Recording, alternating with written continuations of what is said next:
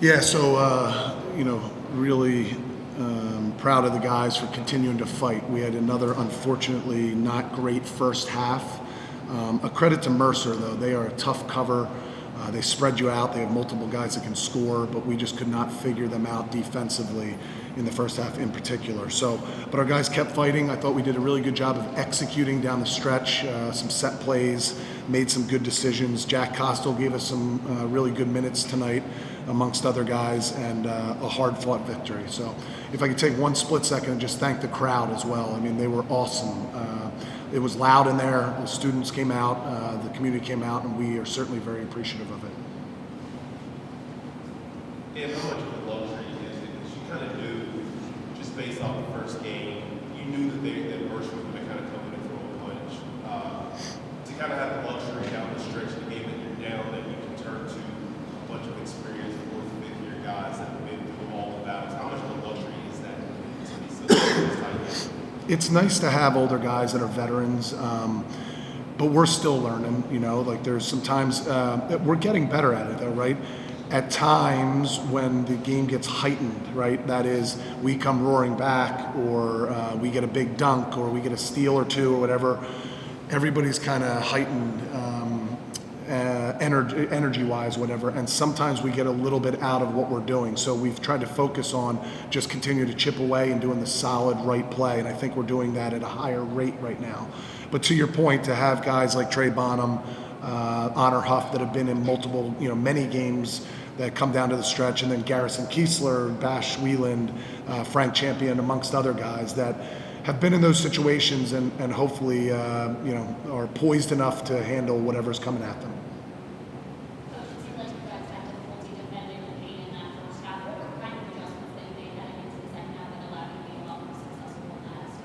Yeah. One of the things, just to be real with you, we were fortunate at Robinson for them got in foul trouble, right? That wasn't necessarily part of the plan. But I think we switched up defenses a little bit. We played some zone, some man. And then we just wanted to make it as difficult as we could on him when he was in there, and play the other guy's tendencies, so a decent amount of them are right-hand drivers. Some of them can shoot really well. So I thought we did a better job of that. We didn't keep them off the boards like we needed to in the second half. There were a couple that, free throw line blockouts or loose balls that we have to get better at. But I thought it was just like a gritty win, and figured out how to get enough stops to get the victory. Trey, you got going downhill in the second half, multiple and ones, and the smile just came out. How are you just able to feel it in that second half to make part of that comeback? Yeah, I was just kind of letting the game come to me. I knew they was going to play me aggressive and hard, so if they're up on me, it's blow by. So it really wasn't too much thinking, just getting downhill, making plays for myself and my teammates.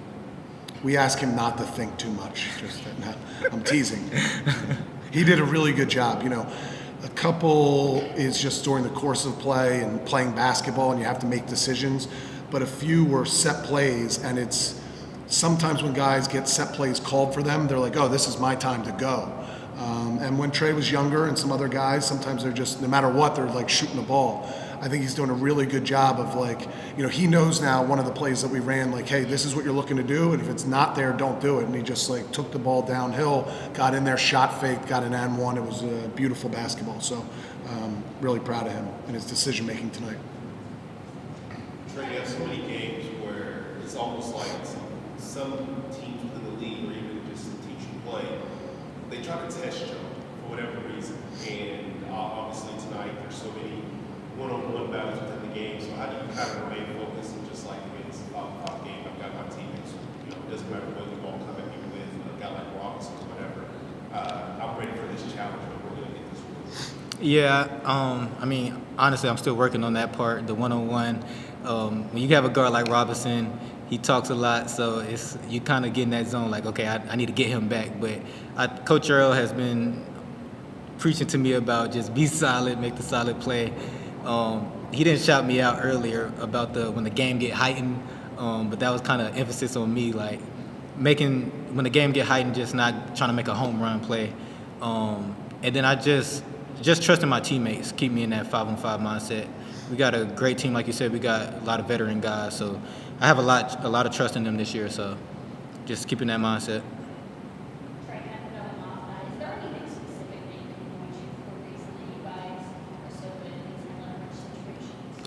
I think just the experience. We have people that's played a lot of basketball, people that's willing to make the winning play over and over again. We talk about Garrison Keesler all the time, Bash Wheelan, Honor Hub, Frank. I think we're all willing to make the winning play if put our body on the line, etc. So.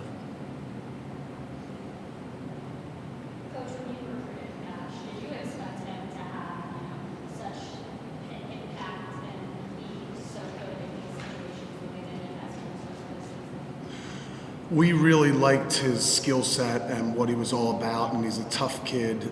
I don't know if I expected him to be this good, but he was well coached at his previous stop, excuse me, which matters.